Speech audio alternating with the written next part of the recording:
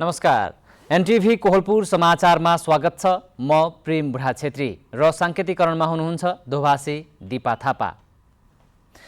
पछिल्लो समय मौसममा बदलाव आएसँगै भाइरल ज्वरो तथा डेङ्गुका बिरामी दिन प्रतिदिन बढ्दै गइरहेका छन्। लामखुट्टेको टोकाइबाट डेङ्गुको संक्रमण हुने भएका कारण घर वरिपरि रहेका पानी जम्ने खाल्डाखुल्डीको व्यवस्थापन गर्न तथा खानपानमा विशेष ध्यान दिन चिकित्सकहरूले आग्रह गरेका छन्।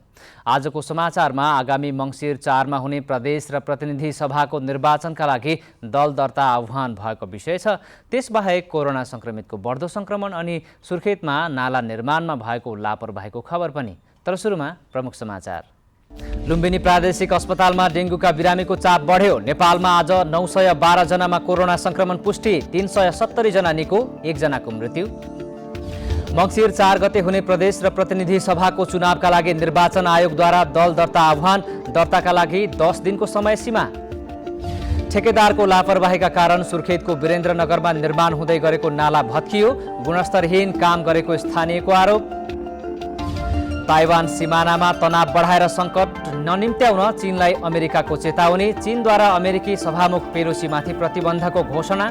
र नेपालको महिला फिफा वरियता एक स्थान तल खस्कियो, नेपाल 102औं स्थानमा रहँदा अमेरिका शीर्ष स्थानमा यथावत।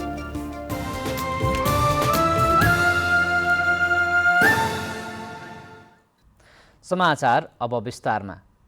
लुम्बिनी प्रदेशका तराईका जिल्लाहरूमा डेङ्गुका बिरामीहरू बढ्दै जान थालेका छन्। लुम्बिनी प्रादेशिक अस्पतालमा डेङ्गुका बिरामीको चाप बढ्दै गएको हो। बुटवलको लुम्बिनी प्रादेशिक अस्पतालमा 15 दिनमै 1802 जना उच्च ज्वरोका बिरामी उपचारका लागि पुगेका छन्। तीमध्ये 151 जनामा डेङ्गु देखिएको छ। गम्भीर 30 जनालाई अन्यत्र पठाइएको छ। उच्च ज्वरो आउने, बान्ता हुने र सहनै नसक्ने गरी जोर्नी दुख्ने जस्ता समस्या भएका बिरामीहरू अस्पतालमा आउने गरेको लुम्बिनी प्रादेशिक अस्पतालले जनाएको छ। लुम्बिनी प्रादेशिक अस्पतालका सूचना अधिकारी डाक्टर नेत्र राणाले 3 हप्ता यता उच्च ज्वरो आउने बिरामीमा डेङ्गुको संक्रमण देखिने क्रम बढेको बताउनु भएको छ। डेङ्गु ज्वरोले कम्तीमा 1 हप्ता गाल्ने, छिटो निको नहुने र कमजोर बनाउने सूचना अधिकारी डाक्टर राणाको भनाइ छ। नेपालमा पछिल्लो 24 घण्टामा 912 जनामा कोरोना भाइरसको संक्रमण पुष्टि भएको छ भने 1 जना संक्रमितको मृत्यु भएको छ। पीसीआर र एन्टिजेन गरी 6491 जनाको नमुना परीक्षण गर्दा 912 जनामा संक्रमण पुष्टि भएको स्वास्थ्य तथा जनसङ्ख्या मन्त्रालयले जनाएको छ। जसमध्ये 2941 जनाको पीसीआर परीक्षण गर्दा 529 जना र 3550 जनाको एन्टिजेन परीक्षण गर्दा 383 जनामा संक्रमण देखिएको मन्त्रालयले बताएको छ। यही अवधिमा 370 जना कोरोना संक्रमित निको भएका छन्। अहिले नेपालमा 5760 जना कोरोना भाइरसका सक्रिय संक्रमित रहेका छन्। कोरोनाका संक्रमित दिन प्रतिदिन बढ्दै गइरहेका छन्। संक्रमण बढ्दै गएपछि स्वास्थ्य मापदण्ड पालनामा लापरवाही पनि उस्तै देखिएको छ। तपाईको क्षेत्रमा कोरोना संक्रमणको जोखिम कस्तो छ भनेर आज हामीले कञ्चनपुरका केही नागरिकलाई सोधेका छौं। हेरौं आजको आवाजमा।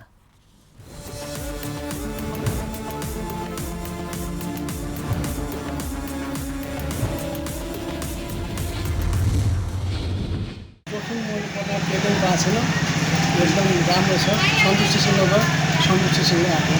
योभन्दा पहिले आउँथ्यो देशहरू पनि आइरहेको थियो, त्यस्तो त केही पनि सरेको जस्तो पनि लागेन, हामीले देख्दा पनि देखेन। अहिले सरेको पनि छैन, अहिले त्यस्तो खतरा केही पनि महसुस हामीलाई छैन। यहाँ त कसैलाई लागेको थिएन सर, यतातिर चाहिँ कोही त्यस्तो थिएन। अब आइभेरी टाउनमा चाहिँ लाग्यो। यो त हेर्नुहोस्, यो जताततै विश्वमै बढिरहेको कारणले गर्दाखेरि यहाँ नबढ्ला भन्नु त्यो छैन, बढ्न पक्का पनि बढ्ला। अब त्यही माथि पनि अब सशस्त्र प्रहरीहरू, अब प्रहरीहरू सबै घुमिरहेछन्, उनीहरूले हेर्लान्। त्यति डर लाग्दो भयावह स्थिति यतिखेर नभएको अवस्था छ।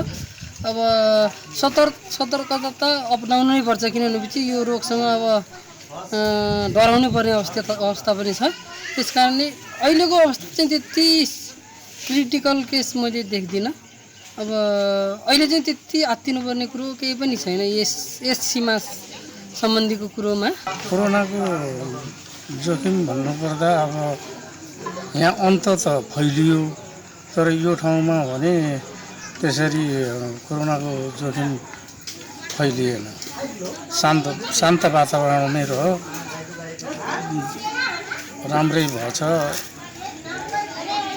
त्यस्तो भयावह स्थिति देखिन्छ कि भने जस्तो पनि छैन। हामी सतर्कमै रहेका छौँ। भारतीयहरूको आवत जावत त पहिला अब खुला हुँदाखेरि त खाइपी गर्नेहरू अलिअलि चहल पहल थिए भने अब अहिले चाहिँ यतिखेर बर्सातको कारणले गर्दाखेरि त्यति आवत जावत पनि छैन। अहिले आरामै छ, आवत जावत कमै छ।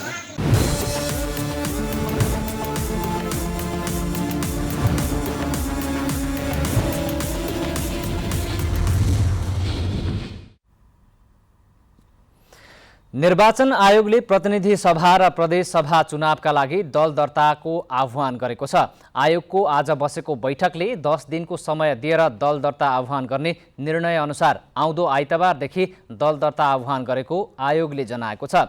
निर्वाचन आयोगमा अहिलेसम्म 116वटा राजनैतिक दल दर्ता भएका छन्। आयोगमा दर्ता भएका दलहरूले पनि चुनावको प्रयोजनका लागि पुनः दर्ता गर्नुपर्ने व्यवस्था रहेको आयोगले जनाएको छ। सरकारले हिजो आउँदो मङ्सिर 4 गतेका लागि प्रतिनिधि सभा र प्रदेश सभा चुनावको मिति तोकेको छ।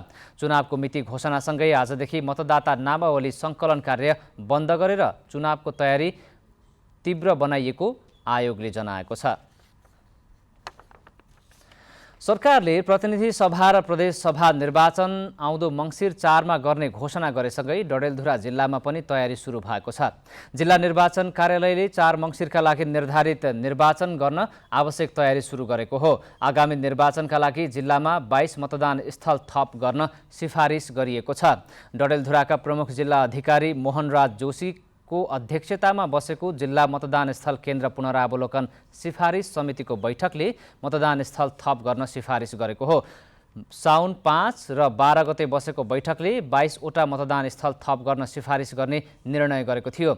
मतदान स्थल थप गर्न सिफारिस गरेको प्रमुख जिल्ला अधिकारी जोशीले बताउनुभयो।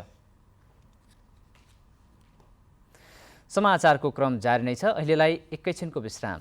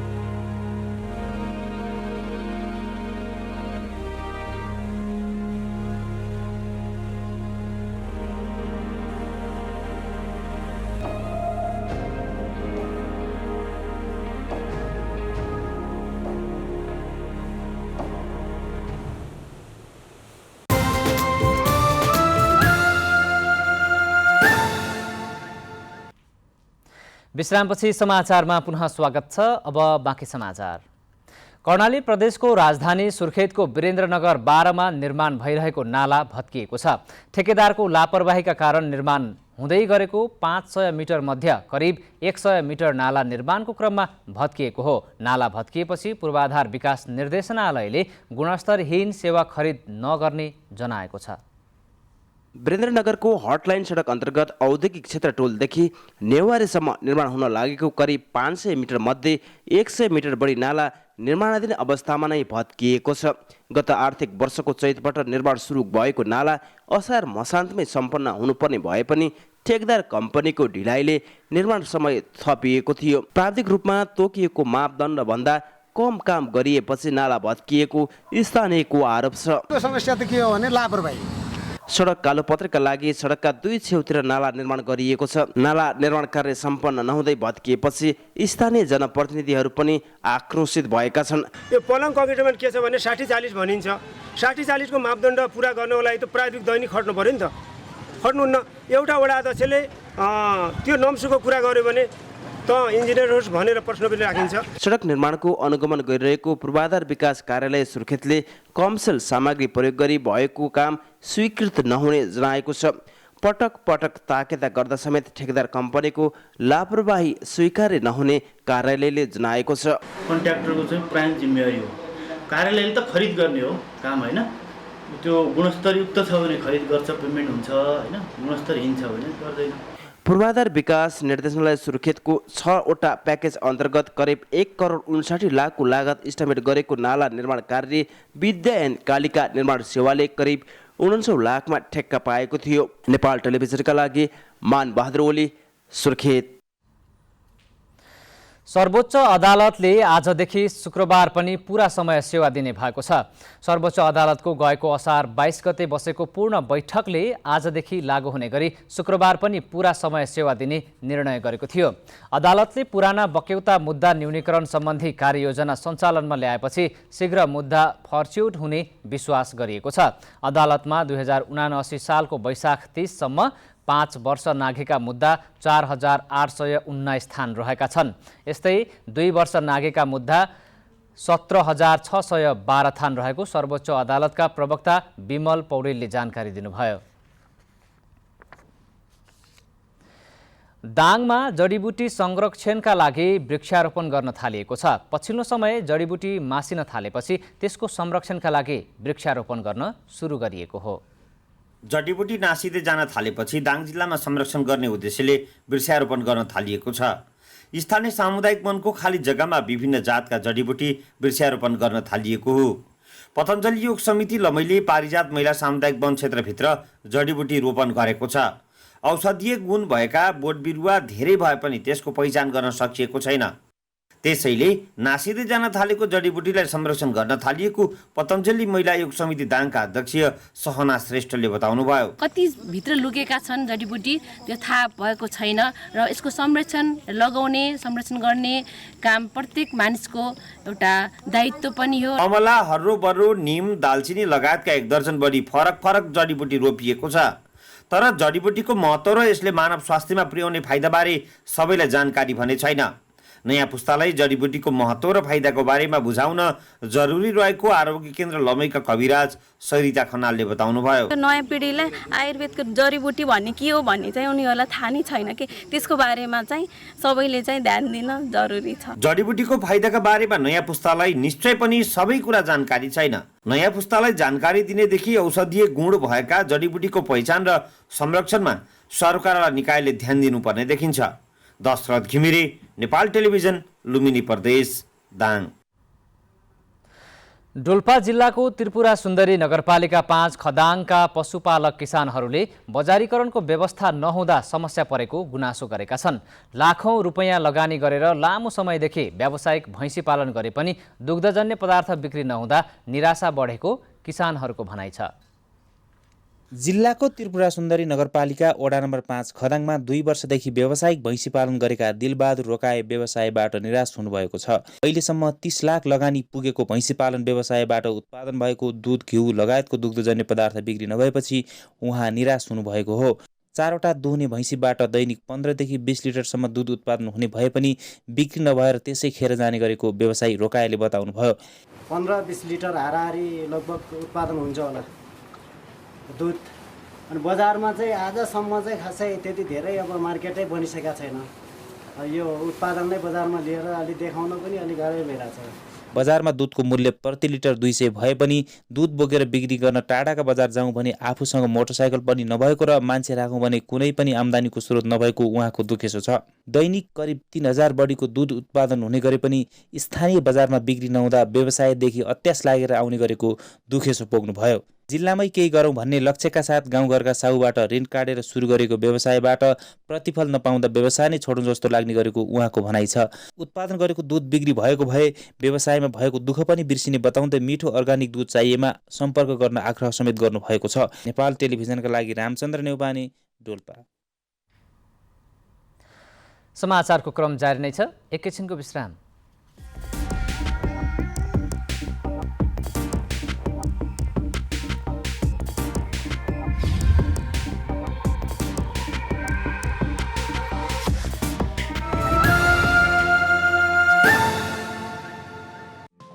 केही नयाँ, केही फरक।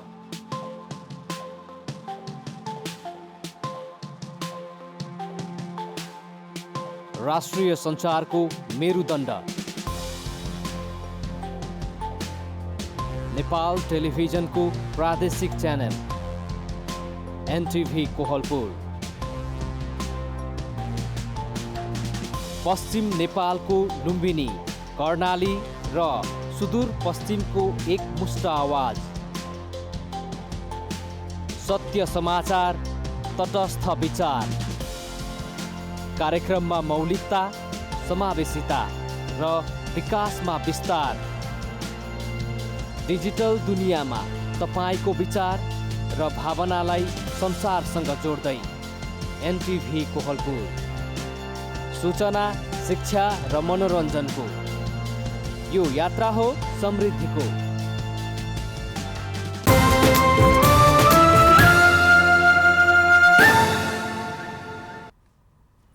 तपाईं एनटिभी कोहलपुर हेर्दै हुनुहुन्छ। अब बाँकी समाचार।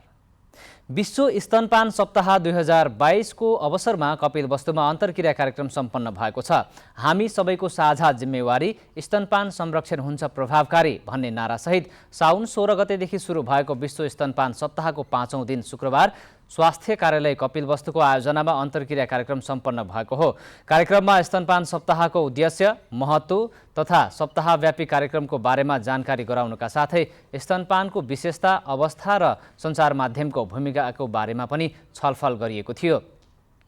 कार्यक्रममा स्वास्थ्य कार्यालयका खोप तथा पोषण कार्यक्रमका फोकल पर्सन उमेश घिमिरेले आमा र बच्चाको स्वास्थ्यका लागि स्तनपानको महत्त्वको बारेमा समुदायमा सुसूचित गर्न अझै आवश्यक रहेको बताउनुभयो। अब अन्तर्राष्ट्रिय समाचार।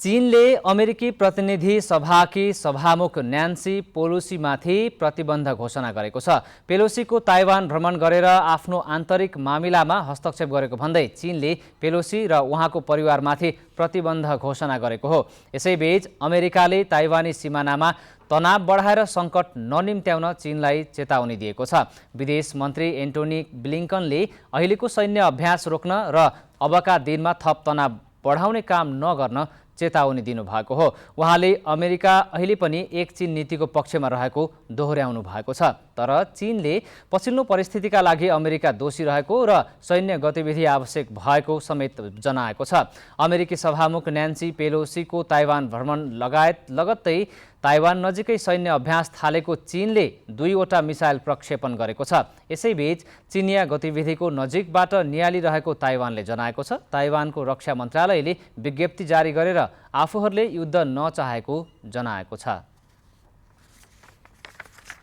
अब आर्थिक समाचार।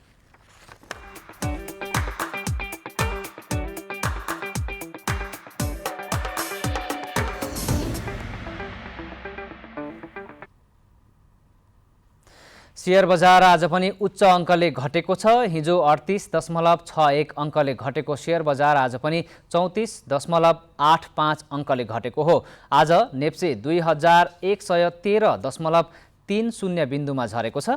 आज म्युचुअल फन्ड बाहेक सबै समूहको शेयर घटेकोमा बिमा, विकास बैंक, व्यापार, फाइनान्स र जलविद्युत समूहको शेयर उच्च अङ्कले ओह्रालो लागेको छ। शेयर बजार उच्च अङ्कले घटेको दिन 213वटा कम्पनीको 64,16,000 किता शेयर 2 अर्ब 62 करोड रुपियाँमा कारोबार भएको छ।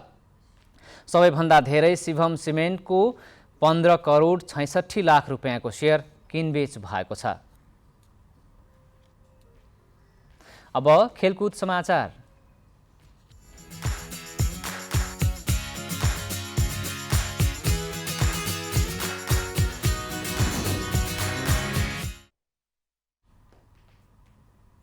नेपालको महिला फिफा वरियता खस्किएको छ। विश्व फुटबलको सर्वोच्च निकाय फिफाले आज सार्वजनिक गरेको नयाँ वरियतामा नेपाल एक स्थान तल झरेको हो। नयाँ वरियतामा नेपाल 102औं स्थानमा रहेको छ। अघिल्लो पटकको वरियतामा नेपाल 101औं स्थानमा रहेको थियो। एसियाली राष्ट्रको वरियतामा भने नेपाल 21औं स्थानमा रहेको छ। यस्तै दक्षिण एसियाली राष्ट्रको वरियतामा नेपाल दोस्रो स्थानमा रहेको छ। विश्व वरियतामा अमेरिका शीर्ष स्थानमा यथावत छ। यस्तै जर्मनी दोस्रो स्थानमा रहँदा स्विडेन तेस्रो स्थानमा झरेको छ। इङ्ल्यान्ड चौथो र फ्रान्स 5औं स्थानमा रहेको छ। त्यस्तै नेदरल्यान्ड 6औं, क्यानाडा 7औं, स्पेन 8औं, ब्राजिल 9औं र उत्तर कोरिया 10औं स्थानमा रहेका छन्। नेपाली राष्ट्रिय क्रिकेट टिमले केन्यासँग 5 खेलको T20 सिरिज खेल्ने भएको छ। नेपालले केन्यासँग उसैको मैदानमा 5 खेलको सिरिज खेल्ने भएको हो। यस्तै नेपालले अभ्यास खेलको रूपमा 50 ओभरको 3 खेल खेल्नेछ। सिरिजका लागि नेपाली टोली अगस्तको अन्तिम साता केन्याको भ्रमणमा निस्कनेछ। नेपाल क्रिकेट सङ्घ क्यानका अध्यक्ष चतुर बहादुर चन्दले नेपालले 5 खेलको सिरिज खेल्ने पक्का भएको बताउनुभयो। मिति भने तय भएको छैन। केन्याको क्रिकेट सङ्घले नेपाललाई सिरिजका लागि निमन्त्रणा दिएको थियो, जस अन्तर्गत नेपाली टोली केन्या जान लागेको हो। अब मौसम।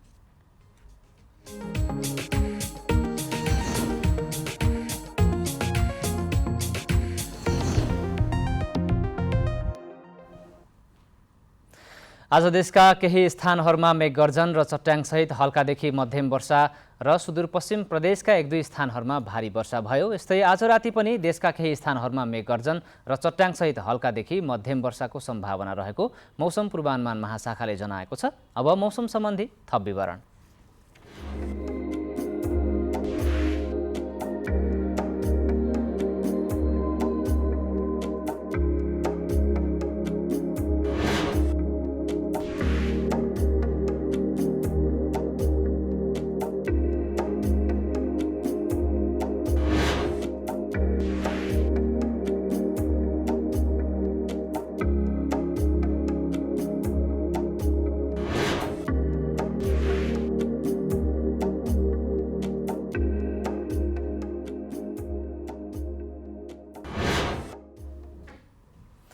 समाचारको अन्त्यमा प्रमुख समाचार पुनः एकपटक। लुम्बिनी प्रादेशिक अस्पतालमा डेङ्गुका बिरामीको चाप बढ्यो। नेपालमा आज 912 जनामा कोरोना संक्रमण पुष्टि, 370 जना निको, 1 जनाको मृत्यु। मङ्सिर 4 गते हुने प्रदेश र प्रतिनिधि सभाको चुनावका लागि निर्वाचन आयोगद्वारा दल दर्ता आह्वान, दर्ताका लागि 10 दिनको समय सीमा। ठेकेदारको लापरवाहीका कारण सुर्खेतको वीरेन्द्रनगरमा निर्माण हुँदै गरेको नाला भत्कियो, गुणस्तरहीन काम गरेको स्थानीयको आरोप। ताइवान सिमानामा तनाव बढाएर सङ्कट ननिम्त्याउन चीनलाई अमेरिकाको चेतावनी, चीनद्वारा अमेरिकी सभामुख पेलोसीमाथि प्रतिबन्धको घोषणा। र नेपालको महिला फिफा वरियता एक स्थान तल खस्कियो, नेपाल 102औं स्थानमा रहँदा अमेरिका शीर्ष स्थानमा यथावत।